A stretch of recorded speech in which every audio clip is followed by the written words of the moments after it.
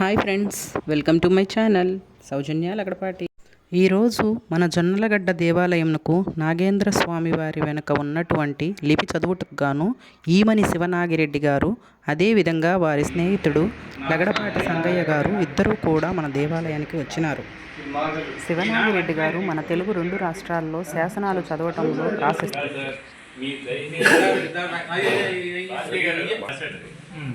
శాసన పద్యం అని జరిగి చిన్న ఉందండి. అయితే ఎవరికి దొరకట్లేదు, నేనే వేసాను. మళ్ళీ వేయమని శివనాగిరెడ్డి నేను 2017లోనే 18లో వేసేది. 18లో నేను ప్రింట్ చేశాను చిన్నది. అంటే ఒక్కొక్క ఊళ్ళో శాసనాల్లో ఉన్న పద్యాలు ఏంది, ఈయన 900 పద్య శాసనాలు 900 చూసి అసలు ఎట్లాంటి బుక్ తెలంగాణ గవర్నమెంట్ వేసిందో చూడండి. అసలు మామూలు 6.5 లక్షలు ఖర్చు పెట్టి సార్ దగ్గరికి వెళ్ళి చూపించా. సార్ దీనికి ప్రింట్కి ఏమన్నా చేయగలరా, నేను వేసుకుంటే 2 లక్షలు పెట్టినా కానీ 200 కాపీలు అవుతాయి, నా వల్ల అది అయిపోయింది పుస్తకం అని అంటే సార్ వెంటనే అక్కడ డైరెక్టర్ గారికి హరికృష్ణ గారికి ఫోన్ చేసి ఇట్లా వస్తుంది, మీకు నచ్చితే ఏంటి లేవట్లేదన్నారు. మాట చెప్పారు. రేపు పొద్దున వెళ్ళి కలిశాను ఆయన చూసి నేను చెప్పిన లిస్ట్ చెప్పాను, సారాంశం చెప్తే సార్ ఇది నభూత నా భవిష్యత్ అండి, నేను వేస్తామని వెంటనే మాట అన్నాడు. వెంటనే అన్నాడు. మరి తెలంగాణ వాడు, నేను ఆంధ్ర వాడిని, తెలంగాణ గవర్నమెంట్ వేయకూడదు, ఊరుకోరాడు. సరే గోల్గోలు చేస్తారు. శాస్త్రి గారు సన్మానం చేస్తేనే గోల్గోలు చేస్తున్నాడు. ఇప్పుడే చెప్తున్నాడు జేజే తిరుమల గొడవ చేస్తున్నాడు. ఆంధ్ర అంటే గొడవ చేస్తారు, ఆంధ్ర వాళ్ళ పుస్తకం మీరు ఖర్చు పెట్టి అలాంటిది అట్లా ఉన్న విషయాలు చూసి ఆయన నిర్ధారించుకొని ముందు అసలు మేము వినలేదండి ఇంతవరకు, మేము స్కాలర్స్ వినలేదు.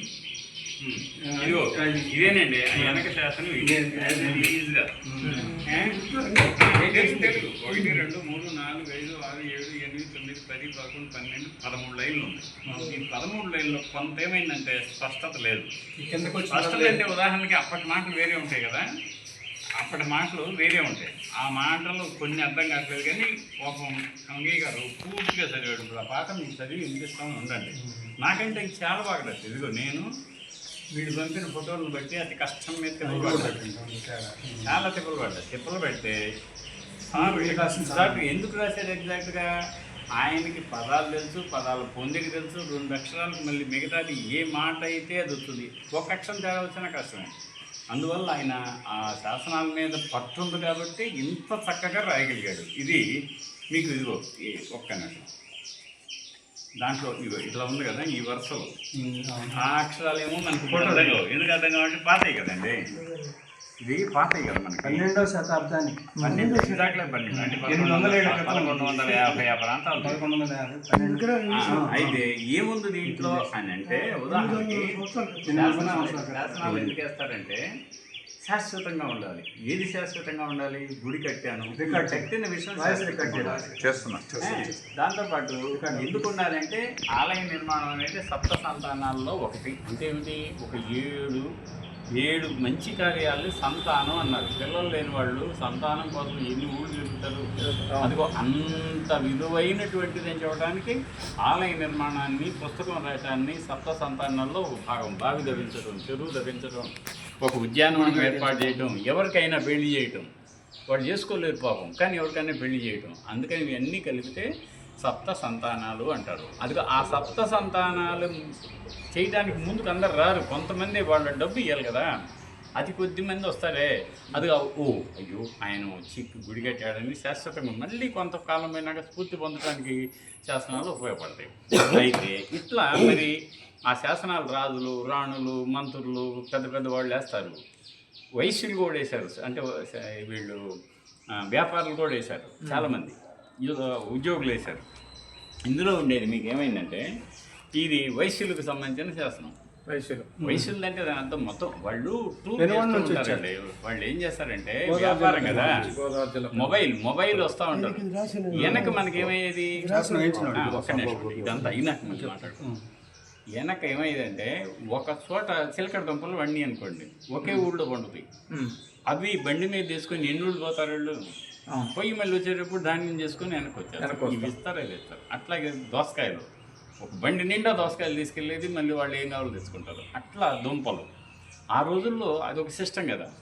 ఈ వైశ్యులు కూడా ఏం చేస్తారంటే వాళ్ళు పాపం సముద్రాంతరాలు పోయి మనకు కావాల్సిన సరుకులను తెచ్చి లైఫ్ రిస్క్ తీసుకొని ఊరు తిరుగుతూ వ్యాపారం చేసుకుంటూ వెళ్తూ ఉంటారు. తద్వారా వాళ్ళకి లాభాలు వస్తాయి. అయ్యో ఈ లాభం జనం నుంచి కదా నాకు వచ్చింది, మళ్ళీ ఆ జనహితమైనటువంటిది ఒక పాఠశాల కట్టించవచ్చు, ఒక ఆలయం కట్టించవచ్చు, ఒక బొమ్మ చెక్కి ప్రతిష్ఠించవచ్చు, బావి ఇట్లా చేస్తారు కదా. అదే రకంగా ఇదిగో ఈ శాసనాన్ని చెక్కించి ఈ నాగదేవతను ప్రతిష్ఠ చేసి ఎవరాళ్ళు ముందు ఫస్ట్ సూరసాని అనే ఆవిడ్ని వారిజదల నేత్రి అంటే ఏమిటంటే పద్మం లాంటి కన్నులు కలిగినటువంటి ఆవిడ. ఎవరావిడ? సూరసాని. సాని అంటే అట్లా తప్పు అనుకోకండి. సాని అనేది ఏంటంటే ఆ రోజుల్లో ఒక గౌరవప్రదమైనటువంటిది. సాని మాని అని ఇద్దరు ఉంటారు వాళ్ళు. మానులు అంటేనేమో గుళ్ళో వెనక మీకు గుడి సాని, గుడి చేటి ఇవన్నీ ఉంటారు కదా వెనక. అది ఒక దేవుడికి నృత్యాలు చేయటం కోసం పెట్టేవాళ్ళు. వాళ్ళ తర్వాత కొంచెం అపభ్రంశమయ్యారు, అది వేరే విషయం. సాని అనేది గౌరవం, చాలా గౌరవం. అది మేడ సాని కమ్మవాళ్ళలో ఇంటి పేరు ఉంటాయి కదా. అది అట్లా ఇక్కడికి వచ్చేసరికి సూరసాని. సాని రెడ్లకు ఉంటుంది, అందరికి ఉంటుంది, వైఫ్స్ కంటే. దాన్ని సుల్తాన్లు అయితే సొరతాని అంటారు వాళ్ళు. అట్లా మనకి ఒక సూరమ్మ అనే ఆవిడకి సూరసాని అంటే ఆవిడ కూడా కొంచెం ప్రతిష్ట కలిగిందనమాట. లేకపోతే ఆ పేరు రాదు కదా. సూరసానికి సూరిశెట్టి ఆడి పేరు సూరిశెట్టి, ఆవిడ పేరు సూరసాని. వీళ్ళిద్దరికి మనవడు ఒక ఉన్నాడంట. వాడు ఎవడాడు? ఊర్జిత అంటే కొద్దిగా వాడు కూడా గౌరవించదగిన ఊర్జిత యశుండు అంటే మంచి పౌరుడు.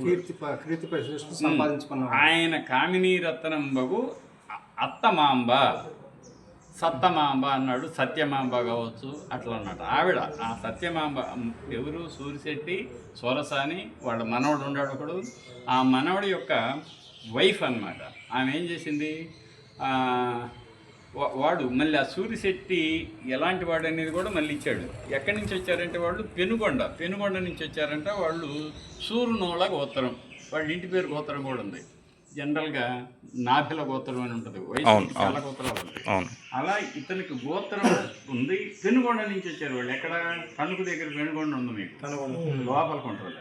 తణుకు నుంచి లోపలికి వెళ్తే పెనుగొండ పట్టణం. అసలు అక్కడే కదండి ఈ వాసవి వాసవి పురాణం ఏర్పడింది అక్కడ. అదంతా 1000 years ఓల్డ్. అంటే దీని అర్థం మనకి ఏం తెలుస్తుంది? అయితే ఏమైందంటే ఆమెను గురించి పొగిడారండి. ఎవరు? ఆ మనవడు వైఫ్ను పొగిడారు ఇక్కడ. దాని అర్థం ఏంటంటే ఆవిడ ఇది చెక్కించి ఉంటుంది, లేకపోతే అవసరం లేదు కదా.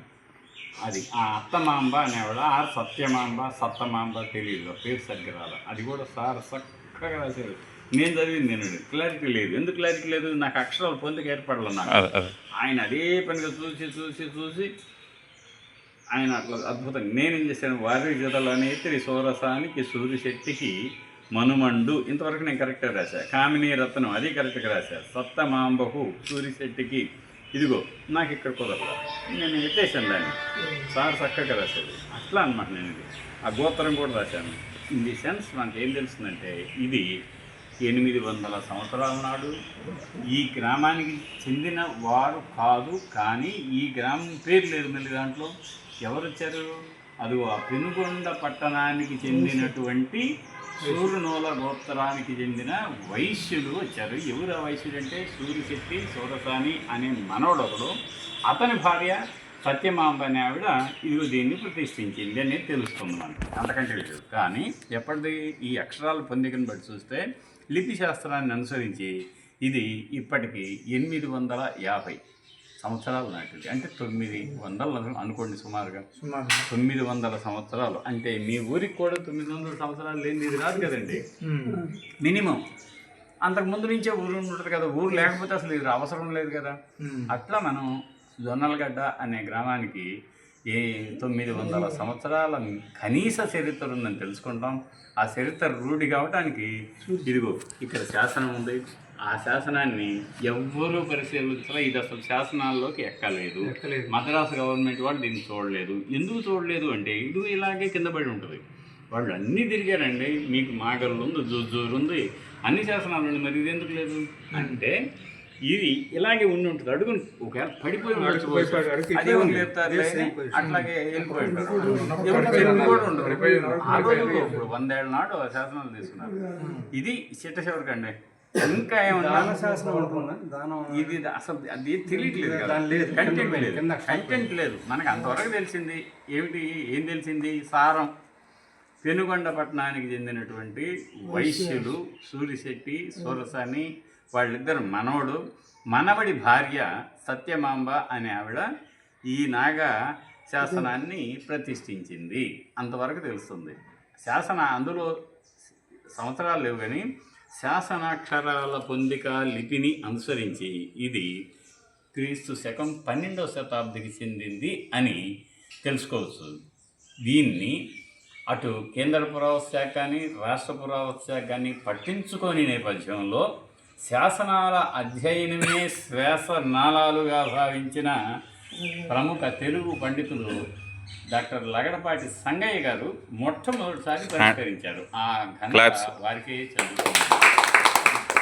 అది ఆ తర్వాత సంగయ్య గారి మధ్య కాకతీయ శాసనాల్లో పద్యాలు, గణ విభజన అవన్నీ చేసి అద్వితీయమైన రచన చేస్తే తెలంగాణ ప్రభుత్వం వాళ్ళు ఆహ్వానించి దాని బుక్ చూస్తేనే మీకు పిచ్చెక్కిపోద్దండి. అసలు అంత అద్భుతంగా చేశారు. ఇంకొకళ్ళకి చేయరట్లా. ఎందుకు?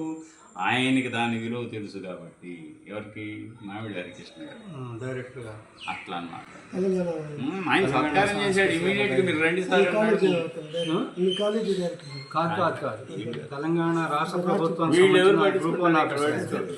గ్రూప్ 1 సో ఇదండి. Thanks for watching.